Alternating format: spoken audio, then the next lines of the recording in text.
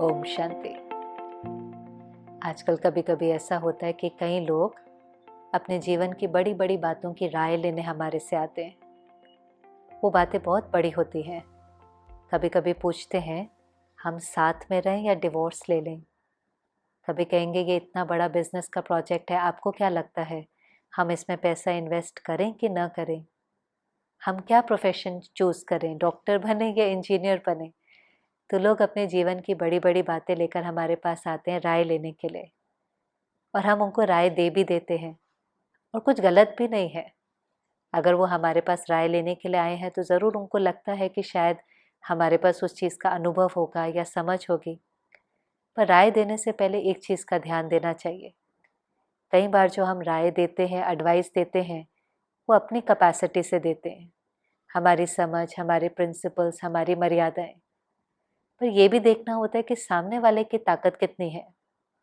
जैसे एक डॉक्टर है, जब वो राय देता है, ट्रीटमेंट देता है, तो पहले सामने वाले की नब्ज देखता है। दो जने होंगे, सेम बीमारी होगी, लेकिन उनका ट्रीटमेंट सेम नहीं होगा। कहेंगे इनकी सर्जरी नहीं कर सकते हैं, इनके शरीर में इतनी ताकत नहीं है, इनकी कर सकते हैं। इनको ये दवाई नहीं दे सकते, ये सहन ही नहीं कर पाएंगे, इनको दे सकते हैं। तो बीमारी ठीक होते हुए भी ये देखते हैं कि सामने वाले के शरीर में ताकत कितनी है, वो उस दवाई को, उस सर्जरी को सहन भी कर सकता है कि नहीं। ऐसे ही हम जब किसी आत्मा को राय देते हैं तो क्या ये देखते हैं कि उसके पास वो शक्ति है उस राय के ऊपर चलने की। कभी कभी हम वो राय दे देते हैं और शायद उनके पास कैपेसिटी नहीं होती, और कैपेसिटी न होने के कारण कई बार उनका कल्याण होने की जगह और ही अकल्याण हो जाता है। जैसे 2-3 दिन पहले कोई मेरे से पूछने आया, कहा कि यंग कपल थे, पढ़े लिखे, दोनों को एक दूसरे के प्रति लाइकिंग थी, दोनों अपना एक रिश्ता बांधना चाहते हैं, शादी करना चाहते हैं, पर कहते हैं कि जन्म पत्री नहीं मिलती। तो उनके पेरेंट्स कहते हैं इनको कह दो जन्म पत्री का कोई फ़र्क नहीं पड़ता है। अब एक्चुअली में ये कोई कहने की तो बात नहीं है, ये तो सच बात है कि अगर कोई रिश्ता बनाना है तो रिश्ते के ऊपर तो मेहनत करनी पड़ती है। दो जने हैं तो डिफरेंट तो होंगे, उनके ओपिनियंस डिफरेंट होंगे, उनका लाइफस्टाइल डिफरेंट होगा, क्योंकि उनकी अपब्रिंगिंग डिफरेंट है। तो कोई भी रिश्ता बनाने के लिए थोड़ा सा एक्सेप्ट करना पड़ेगा, रिस्पेक्ट देनी पड़ेगी, एडजस्ट करना पड़ेगा, कहीं टॉलरेट करना पड़ेगा, कहीं झुकना पड़ेगा। अगर वो ये करने के लिए तैयार हो जाएं तो भले कुंडली में कुछ भी है, लेकिन हम उस रिश्ते को बहुत अच्छे से निभा सकते हैं, बना सकते हैं, कोई भी रिश्ता बना सकते हैं। परंतु अगर उनका वो बिलीफ सिस्टम है, स्ट्रॉन्ग बिलीफ सिस्टम, कि अगर कुंडली मैच नहीं होती तो रिश्ता नहीं बनेगा, तो बहुत स्ट्रॉन्ग बिलीफ सिस्टम होते हुए भी हम राय दे देंगे, पर ज़रूरी नहीं है कि वो राय उनके जीवन में सफलता लेकर आएंगी। इसलिए कभी भी अगर हम राय देते हैं तो ज़रूर वो राय देते हुए कहें कि मुझे ऐसा ठीक लगता है, मेरे अनुसार ऐसा होना है, बाकी आप देख लें, यही राइट है ऐसा नहीं, मेरे पर्सपेक्टिव से मेरी ये राय है। फिर सामने वाले को पूरा फ्रीडम देना चाहिए कि उसको क्या ठीक लगता है। और कभी कभी तो ये निर्माणता भी चाहिए कि अगर हमें उस चीज़ की समझ नहीं है तो हम ये भी कहें कि नहीं, हमें नहीं पता है। कोई हमारे पर विश्वास रखकर राय मांगता है तो हमें भी उतनी ऑनेस्टी से, उतने फेथ से उनको कहना चाहिए, पता है तो ज़रूर राय दे, लेकिन अगर नहीं समझे तो कह सकते हैं कि इस फील्ड के बारे में तो मेरे पास कोई नॉलेज ही नहीं है। और उससे भी ज़्यादा किसी के जीवन का निर्णय तो हमें कभी नहीं लेना चाहिए। राय भले लें, राय तो दे सकते हैं, लेकिन निर्णय नहीं लेना चाहिए। क्यों?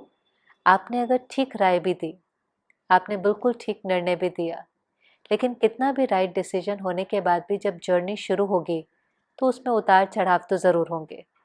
चाहे वो किसी प्रोफेशन की राय है, चाहे वो किसी बिजनेस में इन्वेस्ट करने की राय है, तो भी कुछ ना कुछ चैलेंजेस और प्रॉब्लम्स तो आएंगे ही। अगर हम उनके लिए डिसीजन लेते हैं तो जब भी कोई उतार चढ़ाव आता है तो वो सबसे पहले हमें ब्लेम करते हैं, देखो आपने कहा था ना। लेकिन अगर वो बच्चा, वो व्यक्ति खुद अपनी लाइफ का डिसीजन लेता है तो उसके अंदर पावर आ जाती है उन उतार और चढ़ाव को फेस करने की। उन चैलेंजेस को फेस करने की। इसलिए एडवाइस भले दें, लेकिन डिसीजन उनको लेने दें। और कभी भी अपनी राय से हमें अटैच नहीं होना चाहिए। कई लोग क्या करते हैं, राय देते हैं, फिर सामने वाला अगर उसको स्वीकार नहीं करता या उस अनुसार नहीं चलता तो थोड़ा सा अपमानित, इंसल्टेड या डिसरिस्पेक्टेड फील कर जाते हैं। लेकिन ऐसा नहीं, वो हमारे पास पूछने तो इसीलिए आए थे क्योंकि उनको हमारे पास विश्वास है, उन्हें हमारी एडवाइस की कदर है, नहीं तो क्यों आते। लेकिन फिर भी सामने वाले की कितनी कैपेसिटी है, क्या चाहना है, हमें उनको फ्रीडम देना चाहिए कि उसके बाद उनको जो ठीक लगता है वो करें। परमात्मा कई बार कहता है, मालिक बनकर राय दो लेकिन फिर बालक बन जाओ। आपसे कोई कोई पूछता है, आप अपनी समझ से, अपनी अथॉरिटी से भले शेयर करो, लेकिन फिर बालक बन जाओ, फिर उससे अटैच नहीं हो कि इनको मेरे तरीके से ही करना चाहिए, या फिर अब इन्होंने मेरे तरीके से नहीं किया तो अगली बार तो हम इनको राय देंगे ही नहीं।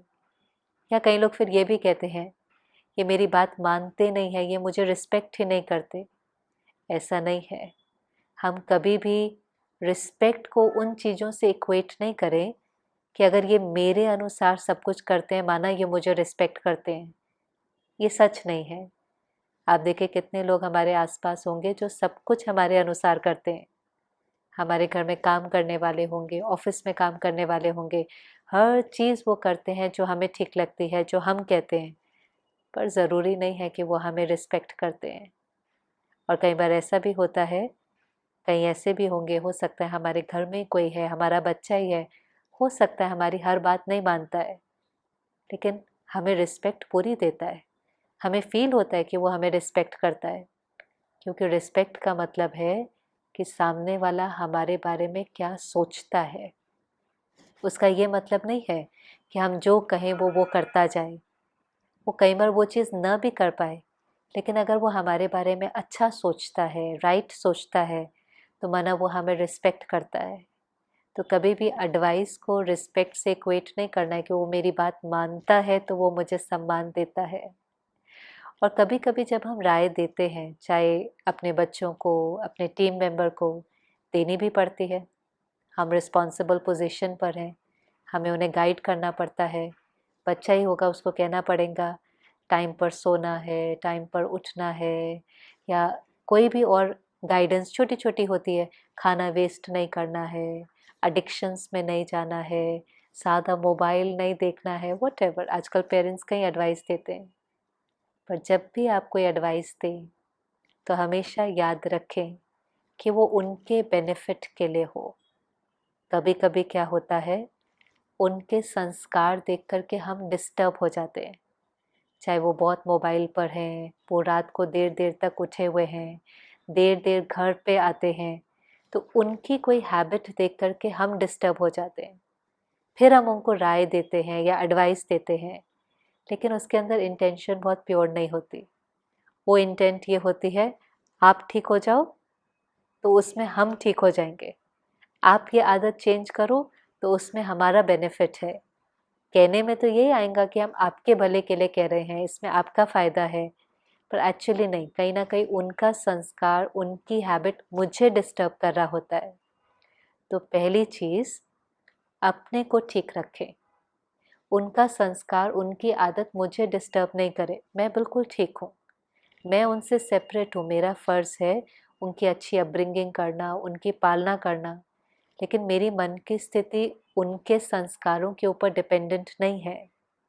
जब हम अपने को शक्तिशाली बनाते हैं और बहुत स्टेबल स्थिति में किसी को एडवाइस देते हैं, सिर्फ और सिर्फ उनके बेनिफिट के लिए, तो वो एडवाइस उनको तीर की तरह जाके लगती है। हमारी वैल्यूबल एडवाइस को वो सुनते हैं, मानते हैं और इम्प्लीमेंट करने की कोशिश भी करते हैं। और वो हमारी स्टेबल स्थिति, हमारा प्यार, हमारी गुड विशेस, उनको उस एडवाइस पर चलने की ताकत भी देता है। क्योंकि जो भी आप एडवाइस दे रहे हो वो कोई संस्कार चेंज करने की बात है। जल्दी उठना है, जल्दी सोना है, एडिक्शंस नहीं, फ़ोन ज़्यादा नहीं, इसमें बहुत विल पावर लगती है। तो हमारी स्टेबल स्टेज, हमारी प्योर फीलिंग्स, उनके लिए विल पावर, उनके लिए शक्ति का काम करती है कि वो हमारी राय पर चल सकें। तो राय देना ही काफ़ी नहीं है, लेकिन बहुत श्रेष्ठ स्थिति में राय देना और फिर वो उस राय पर चल सकें, उसकी ताकत देना, तो ये भी ज़रूरी है।